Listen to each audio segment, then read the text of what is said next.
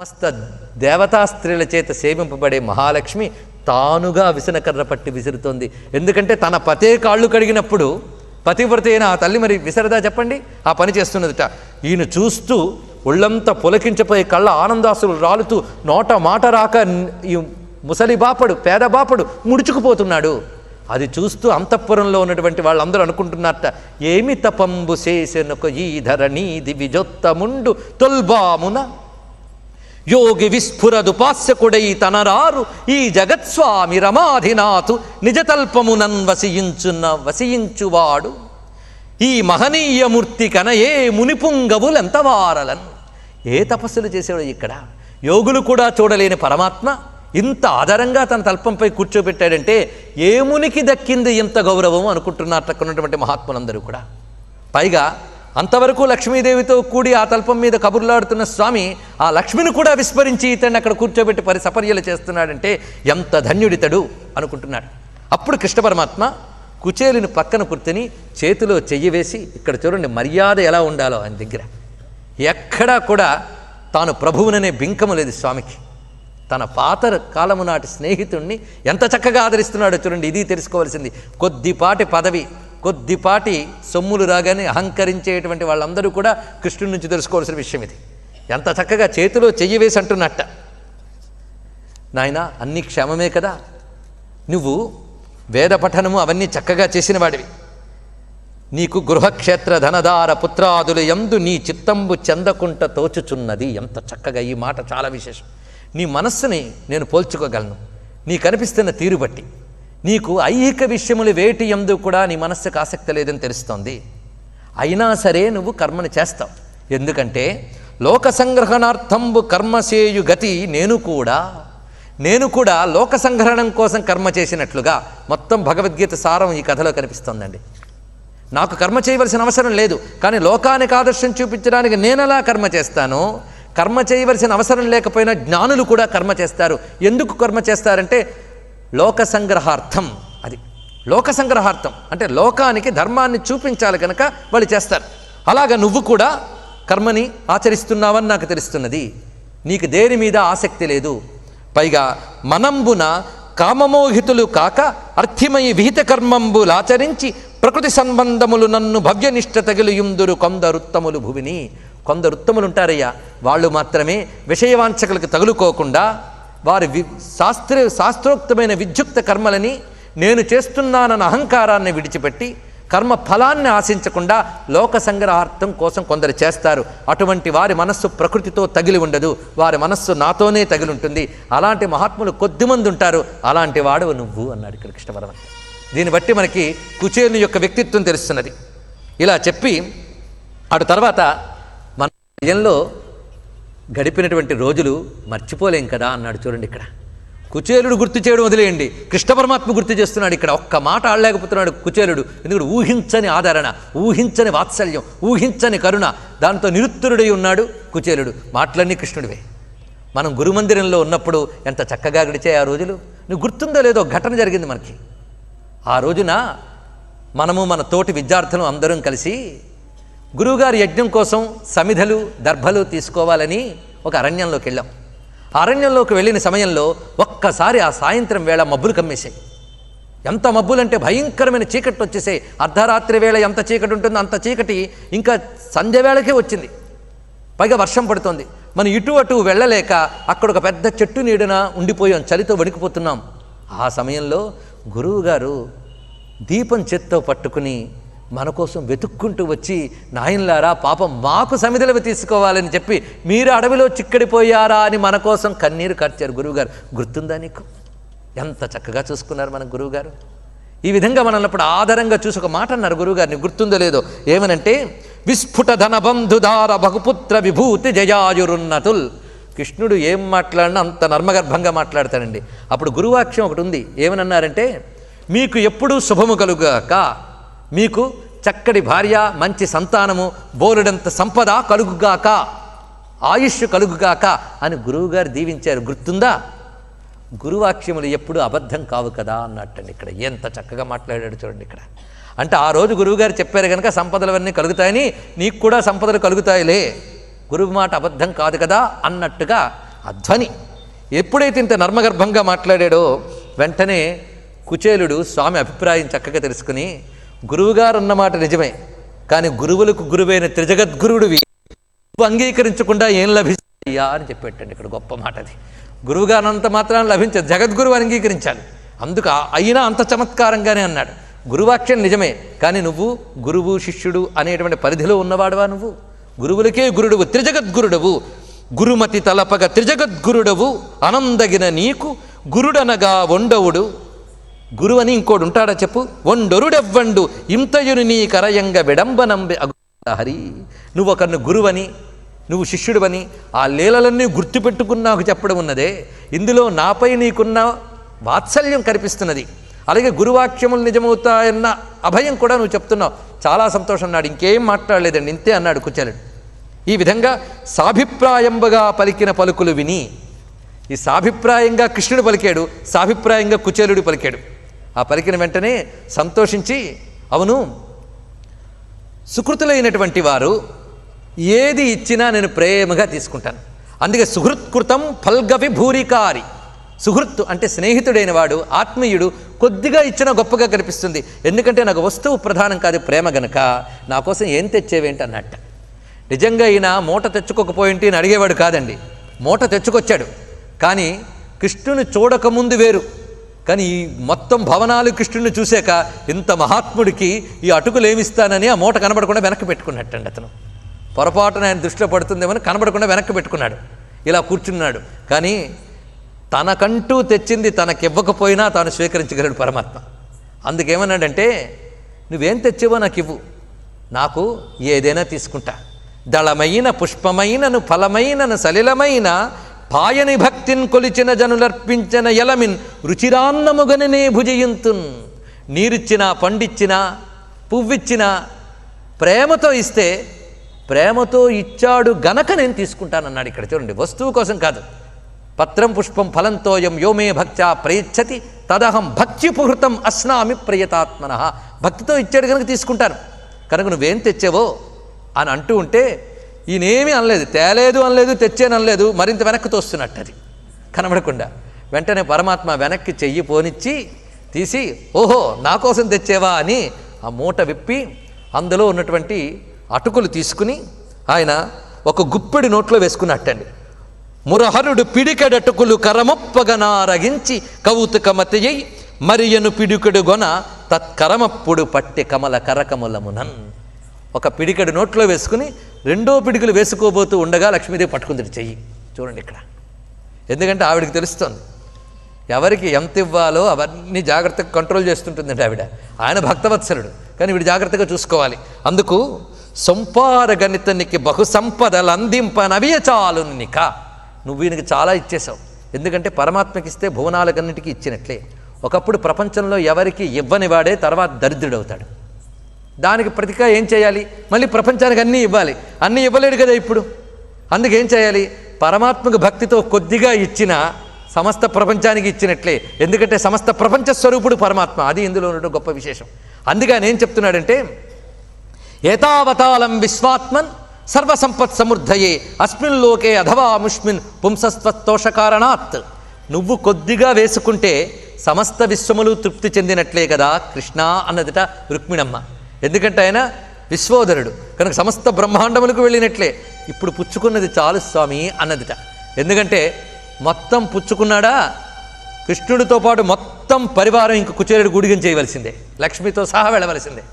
కనుక ఎంత కావాలో అంత చాలు స్వామి అని భక్షింపగవలదు త్రిజగత్ సంపత్కర దేవదేవ సర్వాత్మ హరి అని ఎప్పుడైతే ఈ విధంగా అమ్మ చెప్పినదో ఆయన సరైన అక్కడికి ఆపాడు. ఆ తర్వాత ఇతనికి దగ్గర కూర్చోబెట్టి భోజనం పెట్టి చేయవలసిన సత్కారములన్నీ చేసి ఆ రాత్రి కూడా నిద్రపుచ్చి పొద్దుడు కూడా పంపించట. ఇక్కడ నాకు ధనం కావాలని అడగలేదండి కుచేలుడు. ఎందుకు వచ్చాడో అది అడగలే. ఆ కృష్ణుని చూసి అన్నీ మైమర్చిపోడు ఆయన.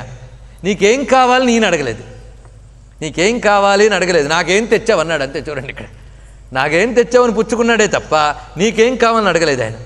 ఆయన అడగలేదు, ఈయన చెప్పలేదు. మరి వెళ్ళిన పని ఏమైనట్టండి? పొద్దున్న కృష్ణ పరమాత్మ దగ్గరుండి చాలా దూరం వరకు సాగనంపి వెనక్కి వెళ్ళేట. ఆయన వస్తూ ఇంటికి వెళుతూ అనుకుంటున్నాడు, ఎంత చక్కగా చూశాడు కృష్ణుడు నన్ను, ఎంత చక్కగా ఆదరించాడు, నేను ఊహించను కూడా లేదు. పరమాత్మ దయామయుడు గనక అనుగ్రహిస్తాడు అనుకున్నానే తప్ప ఇలా అనుగ్రహిస్తాడని నేను అనుకోలేదు. స్వామి అనుగ్రహ వైఖరిని మనం వ్యాఖ్యానించగలమా? అందుకు నచాలబ్ధ్వా ధనం కృష్ణాత్ యాచితవాన్ స్వయం నతు యాచితవాన్ స్వయం. కృష్ణుడి నుంచి నేను ధనం పొందలేదు, నేను ఆయన్ని అడగలేదు. మరి ఊరికనే వెళుతున్నానా అంటే నిండుగా వెళుతున్నాను. ఏమిటా నిండుదనం అంటే మహద్దర్శన నిర్వృత. అది చెప్తున్నాడు. మహాత్ముడైన కృష్ణుడిని చూసిన ఆనందాన్ని నింపుకుని నేను వెళ్తున్నాను అన్నాడు. ఇంతే. ఇలా అనుకుంటూ ఆ కృష్ణుడు తనకు చూపించినటువంటి ఆదరణనే గుర్తు చేసుకుంటూ క్రమంగా అలవాటు కొద్దీ తన ఊళ్ళో గుమ్మం దాకా వచ్చేటండి ఇంటికి. ఒక్కసారి అడుగు వేయబోతూ ఇది నా ఇల్లేనా అని ఆశ్చర్యపోయి చూసేట. ఎందుకంటే అలవాటు కొద్దీ మన ఇంటికి మనం వెళ్ళిపోతాం ఏ ఆలోచనలో ఉన్నా. కానీ ఇది నా ఇల్లేనా అని ఆశ్చర్యపోయేట. ఎందుకంటే తన ఇంటి చోట్ల తన ఇల్లు లేదు. అదొక అద్భుతమైన భవనముగా మారిపోయింది. తన భార్య చక్కగా అలంకరింపబడి దివ్యములైన భూషణములతో వస్త్రాలతో ఉన్నది. అలంకరింపబడిన పుత్రుడితో సహా వచ్చి ఆయన చక్కగా ఎదుర్కొన్నదిట. ఈయన ఆశ్చర్యపోతున్నాడు. ఈమెను చూసి పోల్చుకున్నాడు. ఇదేమిటి మనం ఎక్కడున్నాం అంటే మీరు అక్కడికి వెళ్ళారు, ఇక్కడికి వచ్చాయని చెప్పిందంతే. కృష్ణ పరమాత్మ యొక్క అనుగ్రహం అది. ఆయన స్వీకరించినంత మాత్రమే ఇవన్నీ అనుగ్రహించాడు అని ఇక్కడ వరకు అందరూ తృప్తి పడిపోతారండి కథకి. ఏమిటని ఆయన నమ్ముకుని అటుకులు ఇచ్చిస్తే ఒక ఆయన అన్నాడు, ఈ కథంతా విన్నాక ఏమర్థమైందంటే కృష్ణుడు అటుకులంటే చాలా ఇష్టమని అర్థమైంది వాడికి. పాపం ఇది దౌర్భాగ్యం. కథను ఎలా వినాలో కూడా తెలియదు. అప్పటి నుంచి కృష్ణ కథ జరిగితే చాలు అటుకులు ప్రసాదం చేసి పంచడం. ఇక్కడ అటుకులు ప్రధానం కాదు. ఇక్కడ ఇందులో మర్మం ఏమిటి? భక్త్యా. అక్కడ ఆయన బ్రహ్మజ్ఞుడు. అది కూడా గ్రహించవలసిన విషయానికి ఏ కోరిక లేదు, ఏది కావాలని లేదు. కేవలం బ్రహ్మస్వరూపుడైన కృష్ణుని చూడాలని మాత్రమే వెళ్ళాడు ఆయన, ఇంకోటి లేదు. కానీ కోరిక లేకపోవచ్చు, కానీ అవసరాలు ఉన్నాయి. తన భక్తుల అవసరాలు తాను తీర్చుకుంటాడు. అది ఇక్కడ అతనికి ఏం కావాలో మొత్తం సమకూర్చాడు. ఆ తర్వాత ఏమైంది? అమ్మ ఎంతకాలం లేదు కనుక లేదు, కానీ ఇప్పుడు వచ్చింది కనుక మన ఇద్దరం కూర్చుని ఎక్కడ ఏ ప్లాట్లు కొందాం, ఏ ఫ్లాట్లు కడదాం, ఇంకా ఈ సొమ్ముని ఇంకెంత పెంచుకుందాం లెక్కలేసుకుంటూ కూర్చున్నారండి కుచేలుడు వాళ్ళ ఆవిడ. లేదు, వాళ్ళు ఏమనుకుంటున్నారో చూడండి. ఇది అసలైన విషయం తెలుసుకోవచ్చు. దారిద్ర్యంలో ఉన్నంతసేపు యోగం ఉందంటే గొప్ప విషయం కాదు. అన్ని సంపదలు వచ్చినప్పుడు కూడా ఆ యోగాన్ని అలాగే నిలబెట్టుకోవడం, అది కుచేలుడి చరిత్రలో ముఖ్యమైన అంశం. ఇది గ్రహించవలసింది. చాలామంది ఇక్కడ ఆగిపోతారు, కానీ అసలు కుచేల కథ ఇక్కడే ప్రారంభమవుతుంది. ఏమిటో చూడండి. ఇట్టి సుఖంబులు సంపాదించిన కాలంబును కూడా తనకు మనోవికారంబులు వడమకుండా ప్రవర్తించుచు, ఎట్టి పరిస్థితుల్లోనూ కూడా మనస్సు లంపటత్వంలో తగలకుండా తన గృహస్థాశ్రమానికి ఎంత మేరకు అవసరమో అంత మేరకు స్వీకరిస్తూ తన మనస్సు ఎక్కడుంది? నిర్మలంబుగు మనంబున ఇంతకాలం అత్యంత దురంతంబుగు దారిద్ర్య దుఃఖార్ణవంబున మునింగియున్న నాకింతకాలం దారిద్ర్యంలో ఉన్నాను, ఇప్పుడు విభవం దొరికింది కనుక ఈ విభవంతో చేయవలసింది చేస్తాను. ఇకపై పత్నీ సమేతుండై అఖిల భోగములు యందు ఆసక్తింబరయక. ఆయన అంతటివాడో వాళ్ళ ఆవిడ అంతటిదేనండి. వాళ్ళిద్దరూ ఒకే హృదయం కలిగినటువంటి వారు. అందుకు వాళ్ళకి భోగములు యందు ఆసక్తి లేకుండా ఎలా ప్రవర్తిస్తున్నాడో చూడండి. రాగాది విరహితుండును, నిర్వికారుండును, అఖిల క్రియల యందు అనంతుని అనంతజ్ఞాన సుధారసంబును చొక్కుచు. ఏ పని చేస్తున్నా అతడిలో వదలకుండా ఉన్నది ఒక్కటే. ఏమిటది? అనంతజ్ఞాన సుధారసం అనంతంగా ఉందిట. అంటే అనంతుడైన పరమాత్మని నిరంతరం ధ్యానిస్తూ విగత బంధనుండై ఏ బంధానికి అంటుకోకుండా అపవర్గ ప్రాప్తి నుండే కైవల్యాన్ని పొందాడు అతడు. ఇది కుచేలుని యొక్క అసలు చరిత్ర. ఇత్తం వ్యవసితో బుద్ధ. ఇక్కడ గొప్ప మాట చెప్పారండి సుఖయోగేంద్రుడు. ఎందువల్ల అలా ఉండగలిగాడు? వ్యవసితో బుద్ధ. అది చాలా ముఖ్యమండి. నేను మొదటి రోజు కూడా వ్యవసితో బుద్ధతోనే ప్రారంభించాను, మళ్ళీ చివరి రోజు వ్యవసితో బుద్ధతో ముగించాను. కానీ మొదటి రోజు ఏం చెప్పామో చివరి రోజుకు మర్చిపోయామంటే నేనేం చెప్పలేను. సమ్యక్ వ్యవసితో హి సహా అని పరీక్షణ్ మహారాజుతో చెప్పాడు కదండి మహానుభావుడు. ఏమని? వ్యవసాయాత్మిక బుద్ధి, నిశ్చయాత్మకమైన బుద్ధి ఉండాలి. పరమాత్మ యందు నిశ్చయాత్మకమైన బుద్ధి కలిగిన వాడికి సంపదలు ఉన్నా సంపదలు లేకున్నా తాను చలించకుండా దాని యందే ఉంటాడు, బ్రహ్మమునందే ఉంటాడు. కనుక దారిద్ర్యంలో ఎలా ఉన్నాడో సంపదలప్పుడు కూడా అలాగే ఉన్నాడు. ఈ రెండు విషయముల్లో కూడా వైరాగ్యం వదలలేదు ఆయనకి. ఈ సంపదల వల్ల చుట్టూ విషయములు ఉన్నా వాటి యందు లంపటత్వం లేదు. అందుకే ఇత్తం వ్యవసితో బుద్ధ్యా, ఇది యౌగిక శబ్దాన్ని వాడుతున్నాడండి ఇక్కడ మహానుభావుడు. భక్తో అతీవ జనార్దనే, జనార్దన్ని యందు అత్యంత భక్తి కలిగినటువంటి వాడు విషయాన్ జాయయా త్యక్త్వ. ఆయన ఒక్కడే కాదు, వాళ్ళ ఆవిడ కూడా. అతను ఒక్కడికి ఉంటే వాళ్ళ ఆవిడికి లేకపోతే మళ్ళీ ప్రమాదం అండి. వాళ్ళిద్దరూ కలిసి జాయయా భార్యతో సహా విషయాన్ త్యక్త్వా విషయముల పట్ల మమకారం లేకుండా బుభుజే నాతి లంపటః లంపటత్వము లేకుండా ఉన్నాడు. పరమాత్మ యందు చెదరని బుద్ధి కలిగి ఉన్నవాడు కనుక ముక్తిని పొందాడు. ఇక్కడ మనం తెలుసుకోవాల్సిందంటే కలిగున్నా లేకున్నా ఒకేలాగుండడం. అదే సమయంలో పరమాత్మ లోకయాత్రా విధానానికి అనుగుణంగా అన్నీ గమనించుకుంటాడు తన భక్తులకి. అయినప్పటికీ వారు ఆయన నుంచి ఆశించేది అది కాదు, ఆయన యందు నిలుకడ మాత్రమే వారు ఆశించేది. ఇది కుచేలుని యొక్క చరిత్ర. ఇందులో మాటలకి అంతరార్థాలు జాగ్రత్తగా చూడండి. కుచేలుడు ఏమిటి వీడి పేరుకి అర్థం? ఈ పేరే ఎందుకు నిలిచిపోయింది? మాటి మాటికి కుచేలం కుచేలం అని చెప్తున్నాడు, కుచేలుడు ఈయన పేరు కాదని చెప్తున్నాడు. ఏమిటి ఇందులో ఉన్న అర్థం? ఆయన కనిపిస్తున్న వేషం బట్టి ఆయన కుచేలుడిని పేరు వచ్చింది. అంటే చేలము కు అని తెలిసిన వాడెవడో వాడు కుచేలుడు. జాగ్రత్తగా వినండి. ఇక్కడ చేలము కు అని తెలిసిన వాడే కుచేలుడు. కు అంటే అర్థం ఏమిటి? వ్యర్థమైనదని, పనికిరానిదని, అది మృత లక్షణం కలిగిదనే జ్ఞానం ఉండాలి. ఏమిటి? చేలము కు అని తెలియాలి. చేలం అంటే ఏమిటండి? వస్త్రం. వేదాంత పరిభాషలో వస్త్రం అంటే ఏమిటి? ఆవరణలు. మీ గోపికా వస్త్రాభరణ ఇక్కడ తెచ్చుకోండి. ఆవరణలు అంటే ఆత్మక ఆవరణలుగా ఉన్నటువంటి దేహములు, బుద్ధులు, ప్రాణములు, గుణములు ఇవన్నీ కూడా వస్త్రములే. ఇవన్నీ కు, ఇది కాదు ప్రధానం అని ఎవడైతే తెలుసుకుని దేహాత్మ భ్రాంతి లేకుండా ఉన్నాడో వాడు కుచేలుడు. వాడు ఏం చేశాడండి? అటుకులు తీసుకెళ్ళి కృష్ణుడికి ఇచ్చాడు. ఏమండి ఇంకేం దొరకలేదు, అటుకులు ఎందుకు ఇచ్చాడు? ఇది మర్మం. అటుకుల్ని మీరు నేలపై వేస్తే మొలకెత్తుతాయా? ధాన్యాన్ని నేలపై వేస్తే మొలకెత్తుతాయి, కానీ అటుకుల్ని నేలపై వేస్తే మొలకెత్తాం. కనుక అటుకులే కృష్ణుడికి ఇచ్చేట. అంటే గృహస్థాశ్రమంలో ఉన్నవారు కర్మలు చేయాలి, కానీ ధాన్యం లాంటి కర్మలు కాదు, అటుకులు లాంటి కర్మలు చేయాలి. అటుకులు అంటే అర్థం మళ్ళీ మొలకెత్తవు. ఏ కర్మలు మళ్ళీ మొలకెత్తవంటే గీతకి రండి. గీతలో చెప్తున్నాడు, నేను చేస్తున్నానని అహంకారం, నాకు కావాలనే ఫలాపేక్ష లేకుండా చేసే విద్యుక్త కర్మలు మరి మొలకెత్తవు. అంటే మళ్ళీ జన్మ పరంపరలోకి తీసుకువెళ్ళవు. అదే ఇక్కడ.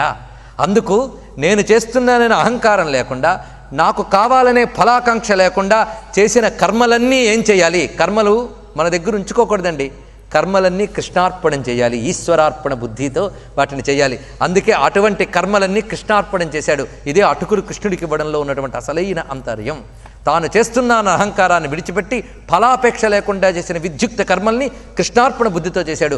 గీతలో 18వ అధ్యాయంలో కృష్ణ పరమాత్మ చెప్పిన గొప్ప మాట, యత ప్రవృత్తిర్భూతానాం ఏన సర్వమిదంతతం స్వకర్మణా తమభ్యర్చా సిద్ధిం విందతి మానవః. ఏ పరమాత్మ వల్ల సృష్టిస్థితులన్నీ జరుగుతున్నాయో ఆ పరమాత్మని తన కర్మలతో అర్చించేవారు మాత్రమే సిద్ధిని పొందుతారు. ఇది గీతలో స్వామి చెప్పిన గీతా సారం. ఇది స్వకర్మణ తమభ్యర్చ్య సిద్ధిం విందతి మానవ. స్వకర్మణ అన్నప్పుడు కర్మయోగం, తం అభ్యర్చ్య ఆయన్ని అర్చించుట అన్నప్పుడు భక్తి యోగం, సిద్ధిం విందతి మానవ అన్నప్పుడు జ్ఞానయోగం. 3 చెప్పాడు ఇక్కడ. అందుకు ఎవరైతే విద్యుక్తమైన కర్మలని అహంకార ఫలాపేక్షలనేటువంటి ఫలాభిసంధి లేకుండా ఆచరించి కృష్ణార్పణం చేస్తారో, పరమాత్మకు అర్పిస్తారో వారు మాత్రమే ముక్తి పొందుతారు అని స్వామి చెప్పాడు. అలాంటి యోగి కుచేలుడి కథలో అటుకులు ఇవ్వడంలో ఇది అంతరార్థం. ప్రధానంగా గ్రహించవలసింది ఇది కుచేలుని యొక్క దివ్య చరిత్ర మనం గ్రహించాం. ఇది స్వామి యొక్క అనుగ్రహ లీలల్లో ఒకటి. ఆయన అనుగ్రహం ఎలా ఉందో చూసారా?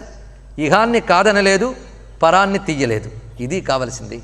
ఇహం ఉంటుంది, ఇహాన్ని తిరస్కరించిన అవసరం లేదు. అంటుకోకూడదు, అది ఒక్కటే ముఖ్యంగా. అంటుకోకుండా పరంపై దృష్టి ఉండడం అనే బోధ ఇందులో మనకు కనిపిస్తున్నది. ఇహమైనా పరమైనా ఈశ్వరుడు ఇవ్వవలసినదే, అది ముఖ్యంగా తెలుసుకోవాలి.